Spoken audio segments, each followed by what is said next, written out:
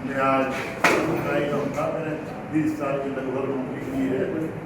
उस समय में मेरे मुंह से या किसी भाव से इस तरीके का किसी को लगा हो कि ये गलत है और ऐसा नहीं होना चाहिए था, मैं उसके लिए कॉन्ट्रैक्टी हूँ। और बाकी मैं विद्यालय के लिए हर समय जैसा पहले था वैसे आज भी तैयार हूँ। कभी भी अगर मेरी आवश्यकता कोई भी व्यक्ति समझे तो मैं तुरंत जो है बनाने जाऊँ। बहुत बहुत धन्यवाद। गागर में सागर आपने भरा है चौहान साहब। अब मैं आमंत्रित कर रहा हूं हमारे सभी के मुखिया, इस विद्यालय के प्रधानाचार्य महोदय, उनके लिए 4 पंक्तियां जो मैं समझता हूं कि मुझे कहां से प्राप्त हुई हैं, वे जानते हैं इस चीज के लिए। नजर नजर में उतरना कमाल होता है, नजर नजर में उतरना कमाल होता है, नफ्स नफ्स में बिखरना कमाल होता है। बुलंदियों पर पहुंचना कोई कमाल नहीं, बुलंदियों पर पहुंचना कोई कमाल नहीं, बुलंदियों पर ठहरना कमाल होता है। तो आज बुलंदियों पर ठहरे हुए हमारे प्राचार्य महोदय आपके समक्ष अपने वक्तव्य को रखेंगे। एक बार जोरदार तालियां बजाएं प्राचार्य जी। आज के इस विदाई कार्यक्रम के मुख्य अतिथि चौहान साहब, मेरे सभी सम्मानित साथी और बहन, जब चौहान साहब सब इसको नहीं आए थे, जब गुप्ता जी ने एक एग्जाम्पल दिया था, उसी तरह का एग्जाम्पल एक मेरे साथ एक बार यहाँ पर बोर्ड के पेपर में एक विषय के पेपर आए नहीं थे। छोटा सा पेपर था, 2-4 पेपर चाहिए थे, तो उसके पेपर नहीं आए थे। तो हमने DI साहब को, सज्जनपाल सिंह प्रधानाचार्य थे, उन्होंने वहाँ पर सूचित किया।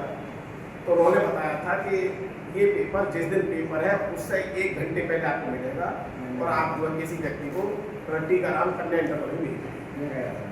तो मैं और ये दोनों गए थे और वहाँ से जब लौटे थे आने की जल्दी पड़ गई थी। तो मेरा स्कूटर रास्ते में खराब हो गया बेरामगढ़ी पे। अब मैं बहुत परेशान कि इधर को टाइम हो रहा, परीक्षा था और वहाँ पर लेकर पड़ा था, काफ़ी समय लग गया था। तब एक दुकान पर भाई साहब बैठे हुए, मैं इनसे परिचित नहीं था। मैंने इनसे कहा कि भैया हमारा जो स्कूटर खराब हो गया है और कैसे भी अभी इन्होंने किसी लड़के को बुलाया था, चले जब कॉलेज भेज गया और जल्दी छोड़ गया। तब वो पेपर आया था और बाद में मालूम पड़ा था कि महानुभाव यही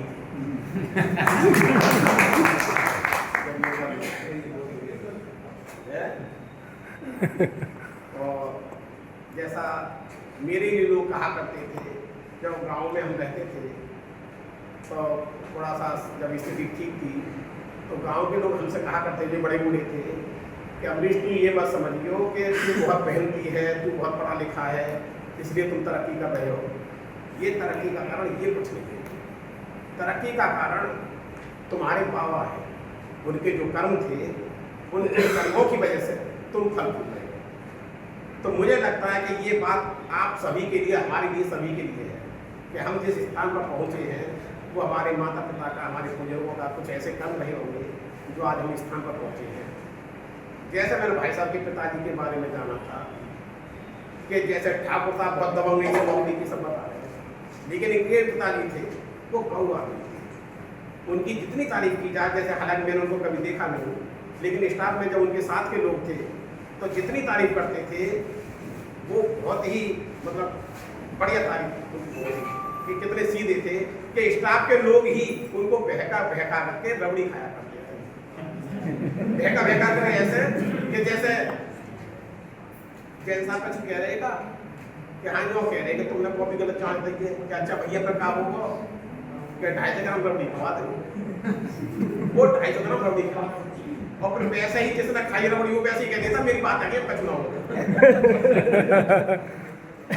तो मुझे लगता है कि इनके माता पिता का, इनके बुजुर्गों का जो आशीर्वाद था, जिनका फल इनको मिला, मैं ईश्वर से प्रार्थना करता हूँ कि आज ये नाती के साथ आए हैं, ये अगली बार पड़नाती के साथ। अरे वाह। और ईश्वर से ये प्रार्थना करता हूँ कि इनका पड़नाती की मूंछों पर की दाढ़ी को खींचे। स्वस्थ रहें और आनंद के साथ रहें, इसी कामना